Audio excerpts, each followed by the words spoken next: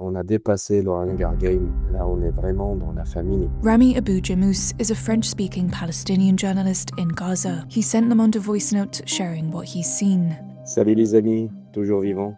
For the past 4 months, Israel has severely restricted the entry of humanitarian aid into the enclave. Food and water have become almost impossible to get. Je veux parler de cette nouvelle arme exercée par l'occupation depuis le 2 mars. C'est l'arme de la famine. On entend des enfants qui pleurent dans les rues parce qu'ils n'arrivent pas à manger.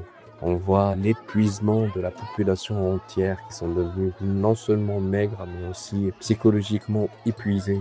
Je vais acheter 1 kilo de farine aujourd'hui. Et le kilo de farine aujourd'hui, il est entre 140 et 150 shekels. Il faut payer cash. Pour avoir les 150 shekels, il faut payer un transfert bancaire vers le bureau de change. On fait un transfert de 300 shekels à cette personne pour qu'il nous donne 250 shekels. 1 kilo de farine, ça fait à peu près 9 à 10 pétas de pain. Et moi, j'ai des voisins, j'ai des amis qui n'arrivent pas à avoir ce bout de pain. C'est pas le luxe, on parle pas du poulet, on parle pas des fruits, on parle pas de la viande, on parle juste un bout de pain juste pour sentir rassasié. On n'arrive pas à fournir ce petit bout de pain à nos enfants qui sont en train de crier famine.